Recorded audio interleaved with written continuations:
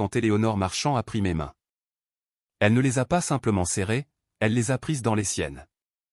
Ses doigts étaient chauds, fermes. Elle n'a pas regardé mon smoking de location. Elle a regardé mon poignet, la cicatrice pâle qui s'étirait comme un point d'interrogation, vestige d'un chantier qui avait mal tourné 20 ans plus tôt. Ses yeux se sont remplis de larmes. La salle continuait de bourdonner au son du jazz, des rires et du tintement discret des verres. Mais pendant une seconde, tout s'est tu. « Je te cherche depuis 28 ans, a-t-elle murmuré. Quelqu'un a laissé tomber un verre. Je n'ai pas eu besoin de me retourner pour savoir qui c'était. C'était le moment. La fissure dans le sol, le point de non-retour. Tout ce qui avait précédé, chaque petite humiliation, chaque mot ravalé, me revenait en mémoire. Et tout ce qui suivrait allait changer ma vie. Le gala était la soirée de Marianne. Elle l'avait dit au moins 3 fois pendant le trajet depuis Orléans, lissant sa robe, vérifiant son rouge à lèvres dans le miroir, comme si nous allions à une séance photo plutôt qu'à une levée de fonds. La nouvelle propriétaire était en ville, disait-elle. Les donateurs allaient observer. L'image était primordiale. Reste juste en retrait, m'avait-elle dit alors que nous arrivions devant le voiturier sur les quais de Seine. Laisse-moi gérer les présentations. J'ai acquiescé. Je le faisais toujours. À l'intérieur, la salle de bal sentait la cire, le parfum cher et une fragrance florale diffusée par les conduits d'aération. Un trio jouait du jazz doux près des fenêtres. Les lumières de la ville vacillaient à travers les vitres comme si elles faisaient partie du décor. Marianne glissait devant moi, les talons claquant sur le sol, les épaules bien droites. Elle semblait parfaitement à sa place. Pas moi. Le smoking était loué. Le col me démangeait. Mes mains étaient le problème. Elle les avait remarquées dans les toilettes, saisissant mon poignet comme si elle vérifiait une montre. « Mon Dieu, Thomas, dit-elle en baissant la voix. Elles sont affreuses. Ce sont des mains, c'est tout, répondis-je. Elle leva les yeux au ciel et sortit un petit tube de son sac. Tiens, recouvre au moins le pire. J'ai fixé la trace de fond de teint beige sur ma paume. Les callosités, la cicatrice, l'endroit où un fil sous tension m'avait mordu en 2003 parce qu'un disjoncteur était mal étiqueté et que le propriétaire jurait que tout était coupé.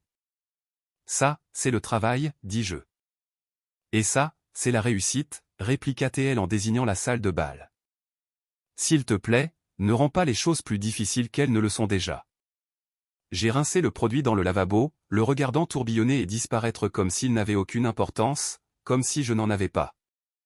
Nous sommes retournés dans la salle et elle a fait ce qu'elle faisait toujours, elle m'a placé derrière son épaule, un demi-pas en retrait, assez près pour aller chercher un verre, assez loin pour être invisible. Reste derrière, siffla-t-elle alors qu'un groupe de cadres approchait. Ne me fiche pas la honte. Je me tenais près de la colonne, observant la foule, écoutant. Marianne riait à des blagues qu'elle avait déjà entendues 100 fois. Elle parlait de leadership, de culture d'entreprise et d'éthique comme si c'était ses propres inventions. Les gens hochaient la tête. Les verres s'entrechoquaient. Des noms que je ne reconnaissais pas flottaient dans l'air. Puis la musique a baissé d'un ton et un frisson a parcouru la pièce. Les têtes se sont tournées. Les téléphones ont disparu. La propriétaire était arrivée. Éléonore Marchand se déplaçait comme si elle n'avait besoin de la permission de personne. La cinquantaine, une robe noire simple, les cheveux tirés en arrière, aucun bijou ostentatoire, ce qui signifiait probablement qu'il valait une fortune. Elle serrait des mains en marchant, mais ses yeux scrutaient la salle. Elle cherchait. Marianne s'est redressée, a levé son verre et s'est avancée avec ce sourire que je connaissais trop bien. Éléonore ne l'a pas vu. Elle est passée devant le sourire, devant le toast, droit vers moi. Je l'ai senti avant de le voir, comme un changement de pression atmosphérique. Son regard s'est verrouillé sur le mien. Elle a franchi la distance en 3 pas silencieux et a tendu les mains, paumes ouvertes. Quand elle a touché ma main, elle s'est arrêtée. Son pouce a effleuré la cicatrice. Et puis elle l'a dit. 28 ans. Derrière elle, la salle a réagi. Un souffle court collectif. Le tintement cristallin du verre sur la pierre. Le verre de Marianne s'est brisé à mes pieds. J'ai regardé Éléonore et j'ai essayé de parler, mais ma gorge s'est serrée. Tout ce que j'ai pu articuler fut « Je crois que vous vous trompez de personne. Elle a secoué la tête une seule fois. Non, dit-elle. Je ne me trompe pas. Marianne s'est frayé un chemin, le visage livide. Éléonore, Madame Marchand, voici mon mari, Thomas. Il est électricien compagnon, dit-elle d'une voix étranglée. D'Orléans, ajouta Éléonore doucement, sans me quitter des yeux. Marianne se figea. Je me sentais à la fois minuscule et immense, vu d'une manière que je n'avais pas connue depuis des années, des décennies. La musique a repris maladroitement. Quelqu'un a ri trop fort. Un serveur s'est agenouillé pour ramasser les bris de verre. Éléonore a pressé mes mains une dernière fois. On se parlera, dit-elle. Bientôt. Puis elle est partie, absorbée par la foule comme si elle ne s'était jamais arrêtée. Marianne me fixait comme si j'avais mis le feu au bâtiment. C'était quoi, ça? Demanda-t-elle, la voix tendue. Qu'est-ce que tu lui as dit? Rien. C'est elle qui me l'a dit. Sa mâchoire se crispa. Elle se baissa pour ramasser son sac, puis se redressa, retrouvant toute sa contenance. Va te chercher un autre verre, dit-elle. Et reste en retrait. C'est ce que j'ai fait. Mais quelque chose avait basculé. Je pouvais le sentir dans ma poitrine, comme une porte fermée depuis des années qui venait de s'entr'ouvrir. J'observais Éléonore à l'autre bout de la pièce pendant que Marianne montait sur scène pour louer l'intégrité et la vision. J'ai vu les donateurs s'approcher d'elle.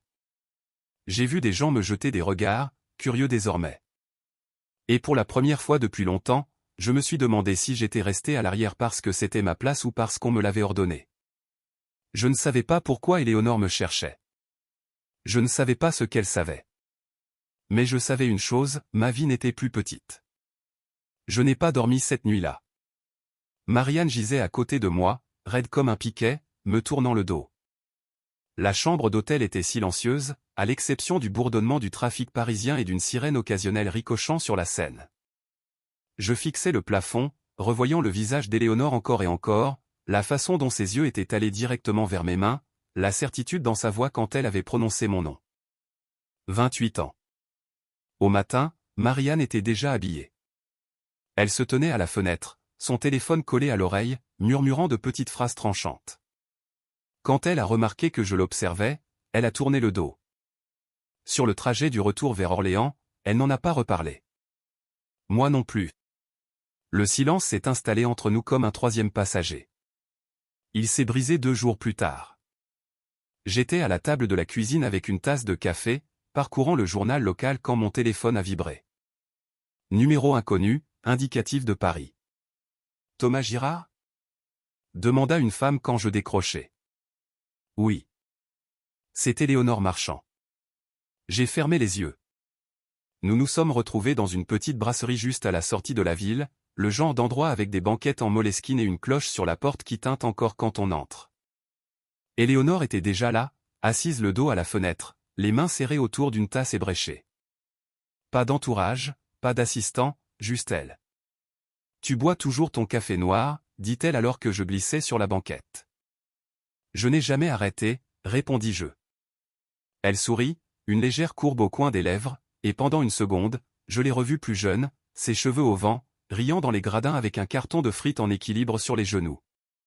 Tu te souviens? Demandai-je. Je me souviens de tout, dit-elle. C'est bien ça le problème.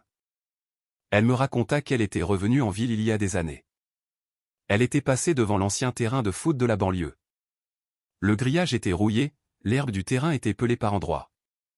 Mais elle pouvait encore me voir sur le terrain en 1995, à la dernière minute du match, de partout. Le tir puissant. La façon dont tout le stade s'était levé d'un coup. J'ai dit à ma colocataire que j'allais t'épouser, dit-elle comme si elle parlait de la météo. J'ai eu un rire bref et surpris. Je n'avais même pas de quoi me payer une voiture à l'époque. Tu avais quelque chose de mieux, dit-elle. Tu étais solide. Le souvenir m'a frappé de plein fouet. L'odeur de l'herbe coupée.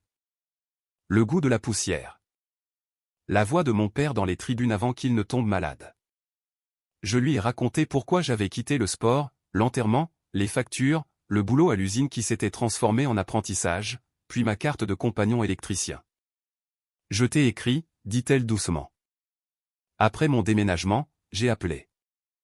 J'ai même demandé autour de moi. Je n'ai jamais rien reçu, dis-je. Elle hocha la tête comme si elle s'attendait à cette réponse. Je sais. Je n'ai pas demandé comment elle le savait. J'avais peur de la réponse. Nous avons parlé pendant 1 heure de l'évolution de la ville, du travail, du temps qui passe. Elle ne m'a pas touché, n'a pas flirté, elle a juste écouté. Au moment de partir, elle a glissé une carte sur la table. Si jamais tu as besoin de comprendre certains documents administratifs, dit-elle, appelle ce numéro. Ce n'est pas une question d'argent. C'est une question de clarté. Ce soir-là, Marianne remarqua la carte. Qui est Éléonore Marchand? Demanda-t-elle, d'un ton trop détaché. Quelqu'un de mon passé, répondis-je. Elle sourit sans chaleur.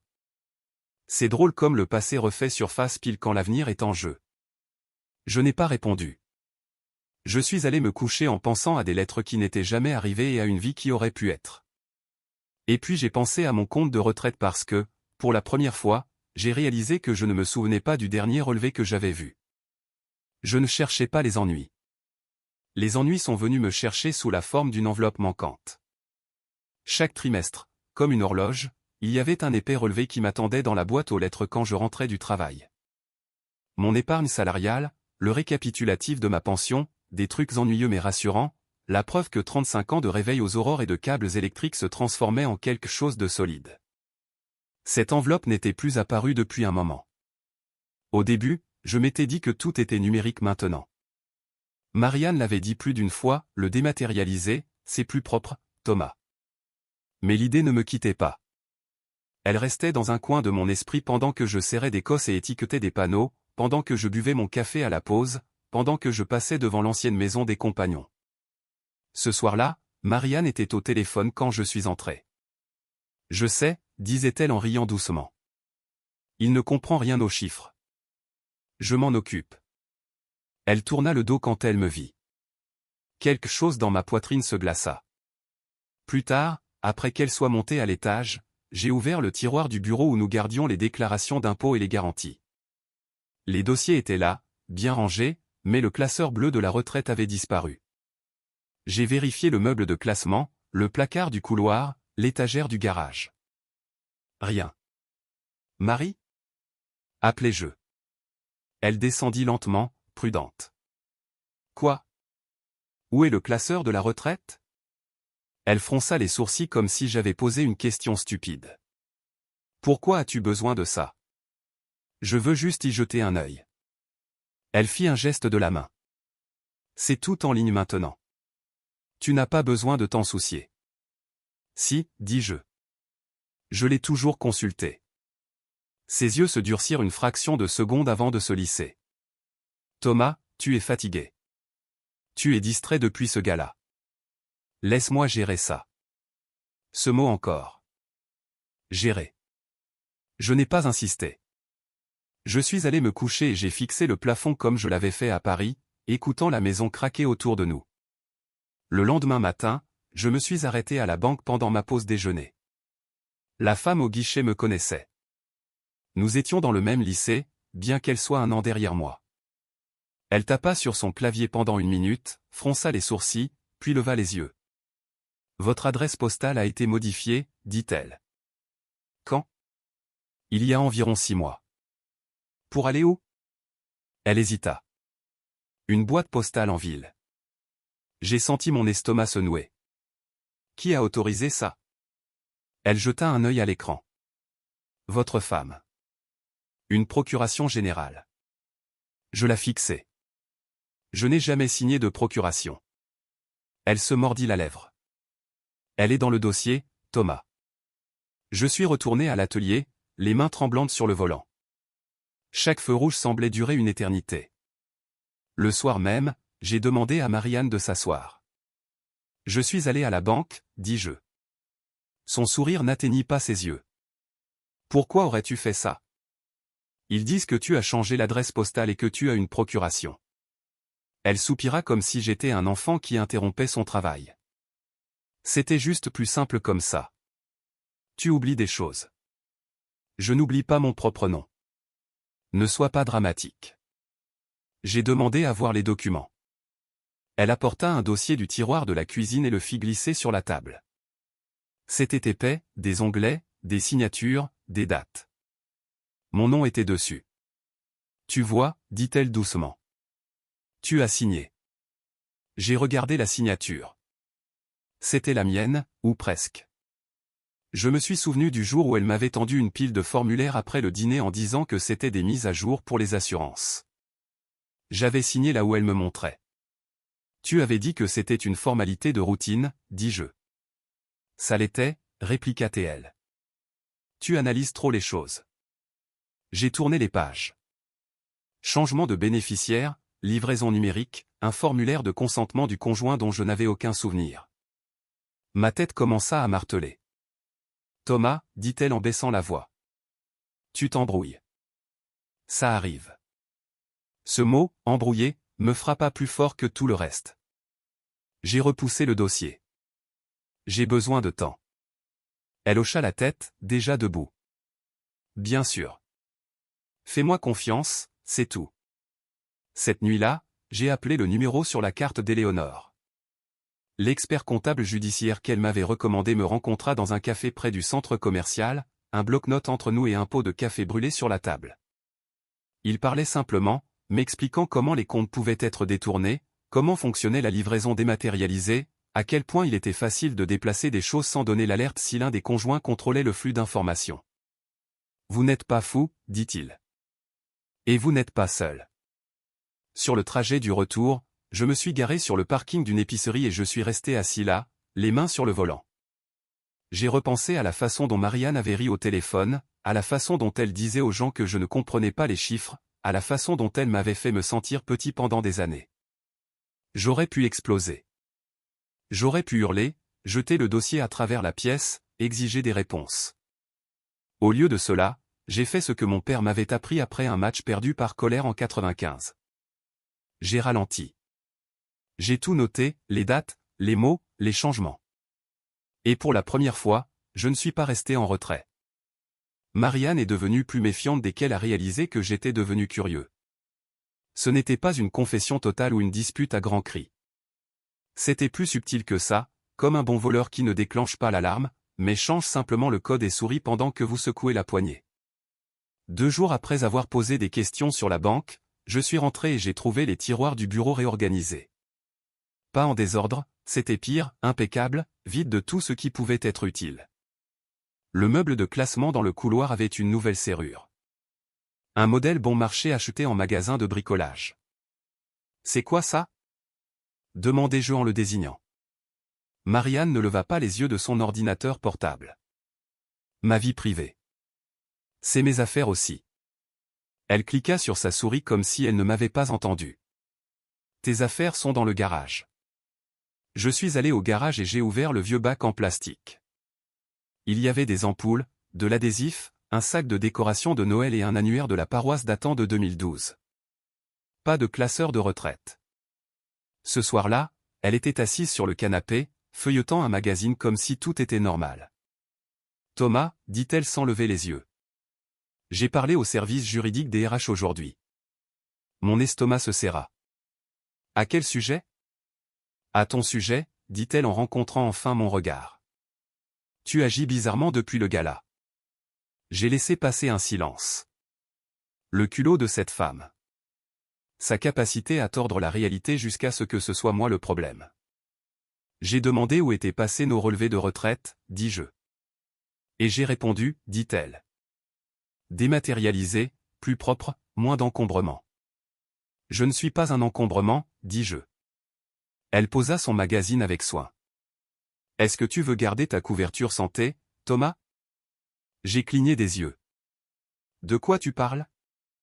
Elle me fit ce sourire typique des RH, doux à l'extérieur, de fer en dessous. Tu travailles à temps partiel ces derniers temps. Tu as eu ces maux de tête.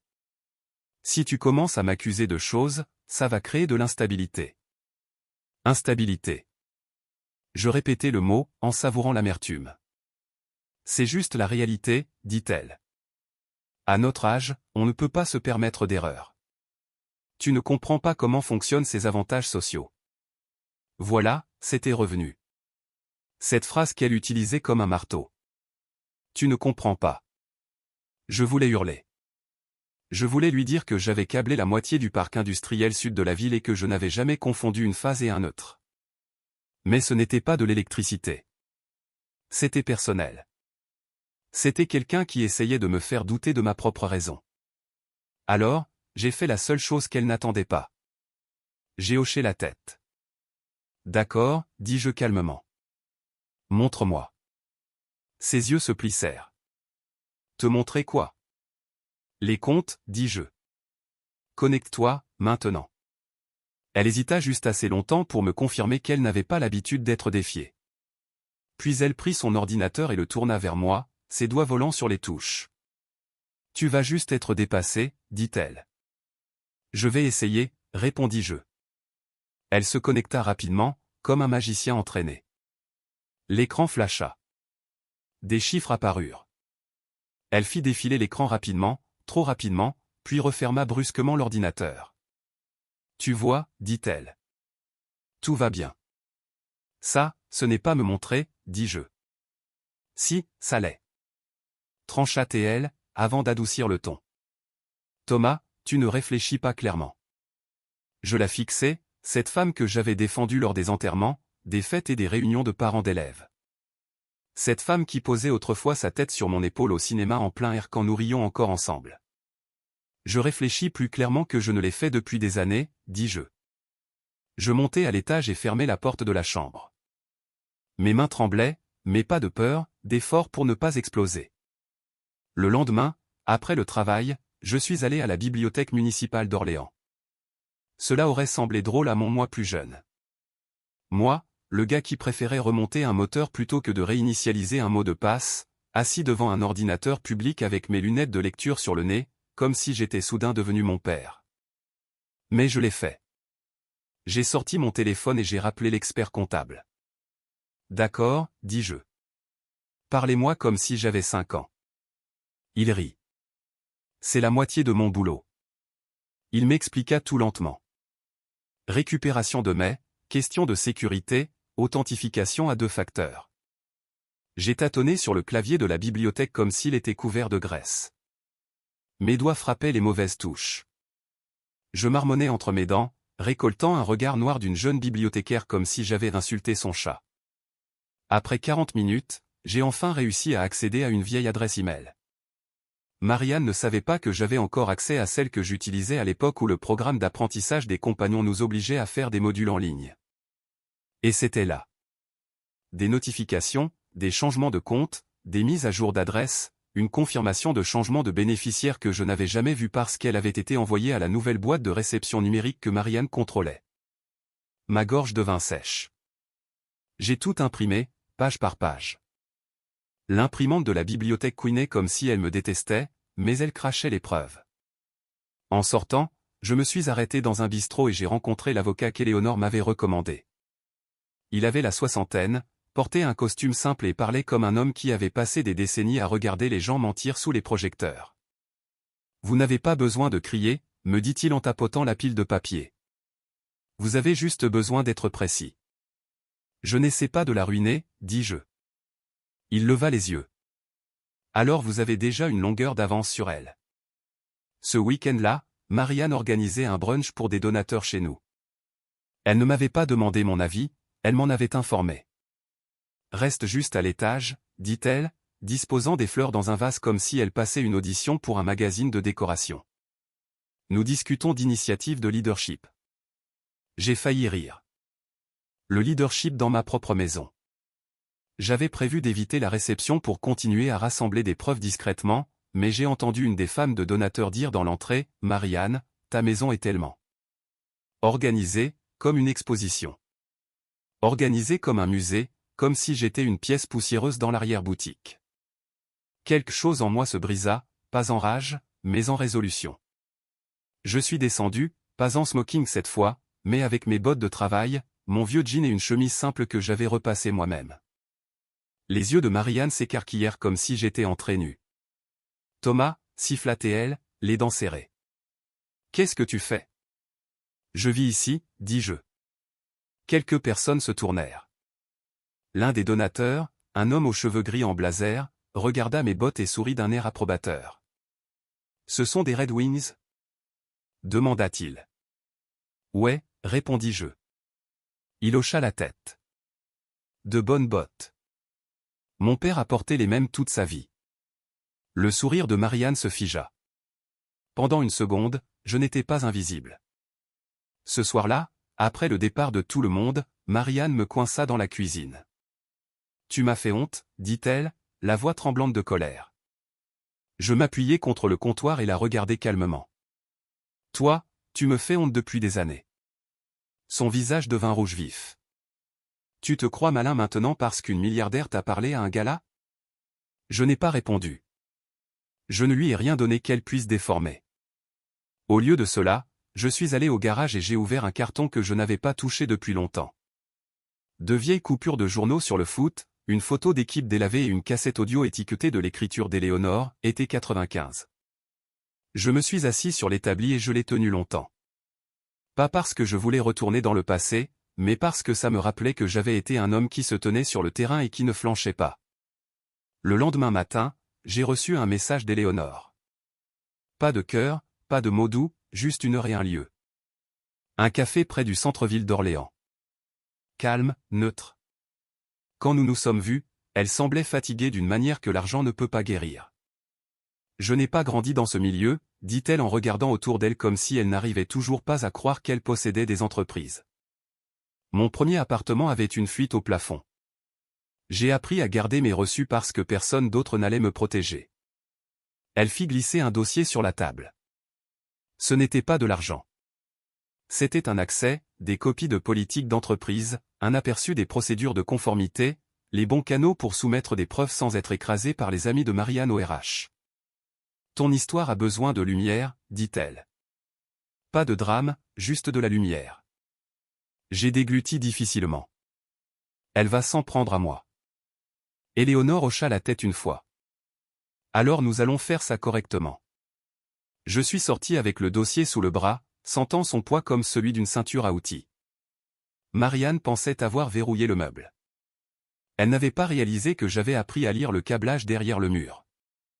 Et quand l'invitation est arrivée une semaine plus tard, le dîner de remise des prix, éthique et leadership, avec le nom de Marianne gravé en lettres d'or, je l'ai tenu entre mes mains et j'ai ressenti quelque chose qui ressemblait à de la pitié. Parce qu'elle construisait toute sa vie sur l'image. Et je tenais enfin les documents qui allaient tout faire s'écrouler, calmement, légalement, un domino après l'autre. La salle de bal était plus bruyante cette fois, pas à cause de la musique, mais des voix. Des voix basses, assurées, appartenant à des gens qui se croyaient en sécurité. Le dîner se tenait dans un hôtel moderne au bord de la rivière. Tout en verre et en acier brossé, le genre d'endroit qui vous fait vous sentir important rien qu'en y entrant. Marianne avait tout planifié à la minute près. Elle était arrivée tôt, bloc-notes à la main, ses talons claquant comme un métronome. Elle serrait les donateurs dans ses bras, riait aux blagues d'initiés, claquait des bises. Son nom était imprimé sur des bannières à côté de mots comme intégrité, transparence, valeur d'entreprise. Je suis arrivé avec 10 minutes de retard, pas parce que j'étais nerveux, mais parce que le timing est crucial. Je portais une veste sombre et des bottes propres. Rien de tape à accent grave-l'œil, rien de provoquant, juste moi. J'ai salué le voiturier, remercié l'hôtesse et pris place près du fond, là où Marianne m'aimait le plus. Depuis la scène, elle paraissait radieuse, confiante, intouchable. Quand elle commença son discours, la salle fit silence. À une époque où la confiance dans les institutions est fragile, dit-elle dans le micro, il est de notre responsabilité, en tant que leader, de maintenir des normes éthiques, même quand c'est inconfortable. J'ai senti un calme étrange m'envahir parce que je savais ce qui était déjà en marche. 3 jours plus tôt, des dossiers étaient partis par les voies officielles avec horodatage et accusés de réception, le comité d'audit, le conseiller juridique externe, la liaison avec le conseil d'administration qu'Éléonore m'avait discrètement présenté. Rien n'avait fuité, rien de sensationnel, juste des faits, des remboursements de frais non conformes, des divulgations de conflits d'intérêts incomplètes, des emails des RH documentant la pression exercée sur les conjoints pour signer des documents, des changements de bénéficiaires faits sans consentement éclairé. Du coin de l'œil, j'ai vu un homme en costume gris chuchoter à une femme à la table d'honneur. Un autre téléphone sortit, puis un autre. Marianne continuait de parler.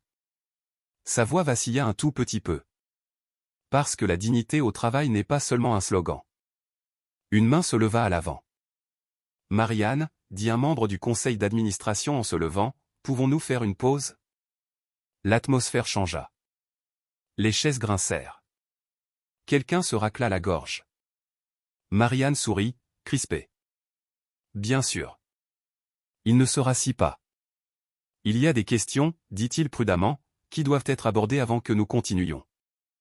Ses yeux balayèrent la salle, cherchant de l'aide, du contrôle. Ils me trouvèrent à la place. Je n'ai pas souri. Je n'ai pas hoché la tête.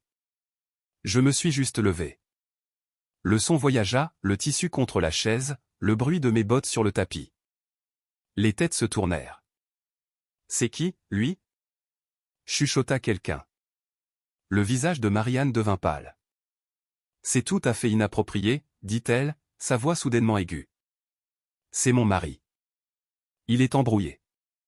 Voilà, ce mot encore. Je m'avançai lentement, m'arrêtant à quelques mètres de la scène.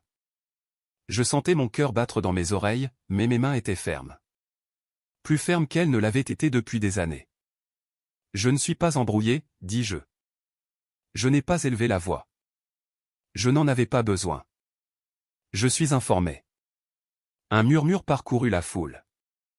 Le membre du conseil hocha la tête. Monsieur Girard a fourni de la documentation, dit-il. Une documentation substantielle. Marianne eut un rire cassant. C'est une affaire personnelle. Une dispute conjugale. Non, dit l'homme du conseil, c'est une question de conformité.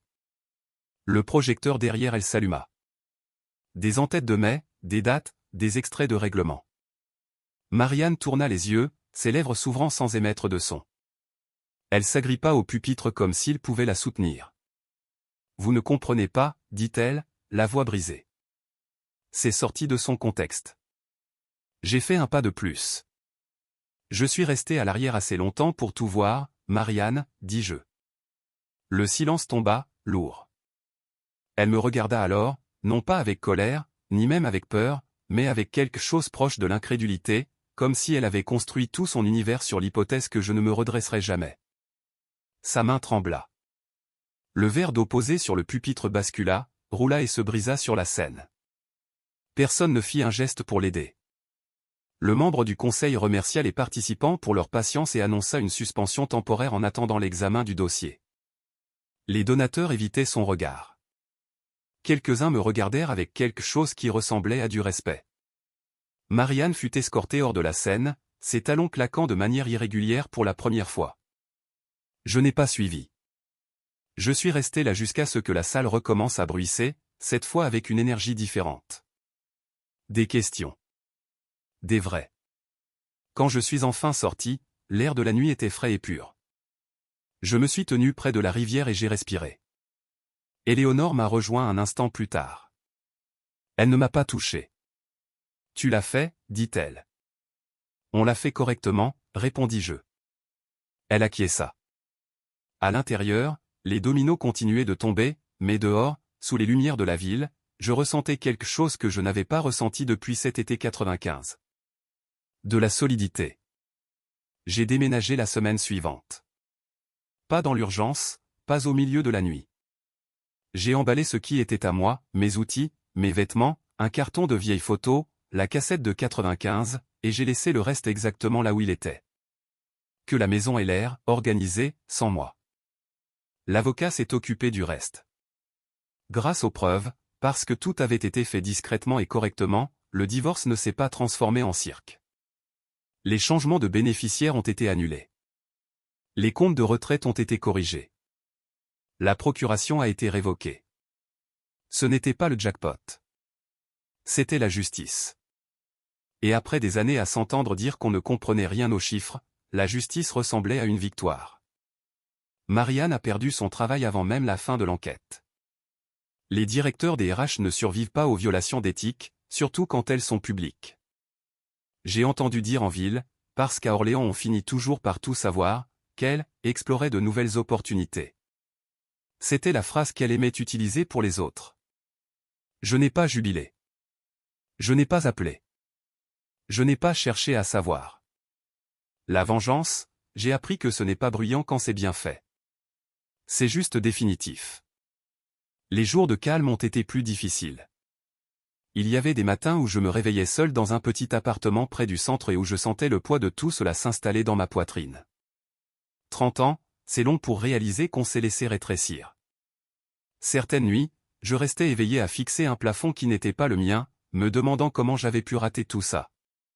Mais il y avait d'autres moments, comme la première fois où j'ai vérifié mes comptes seul et où j'ai compris chaque ligne. Ou l'après-midi où je me suis arrêté près de l'ancien terrain de foot pour regarder un match de jeunes depuis les gradins, le bruit de la frappe dans le ballon sonnant toujours pareil. Ou le jour où j'ai retrouvé Éléonore pour un café. Pas de gala, pas de discours, juste un endroit tranquille avec des tasses ébréchées et des viennoiseries moyennes. Nous avons parlé lentement, avec précaution, de là où nous en étions maintenant, pas de là où nous avions été. Nous n'avons pas prétendu avoir 25 ans. Nous n'avons rien précipité. À notre âge, on ne court plus après les feux d'artifice. On cherche une lumière constante. Parfois, nous roulions avec la radio à bas volume, du vieux rock s'échappant des haut-parleurs de sa voiture. Parfois, nous ne parlions pas du tout. C'était suffisant. J'ai beaucoup pensé à la dignité pendant ces semaines. À la facilité avec laquelle on l'abandonne, un petit compromis à la fois. À la façon dont rester en retrait devient une habitude si l'on n'y prend pas garde. À 57 ans, je ne recommençais pas à zéro. Je me reprenais, tout simplement. Si cette histoire vous a touché, si vous vous êtes déjà senti invisible, sous-estimé ou discrètement mis de côté, prenez un moment pour accueillir ce sentiment.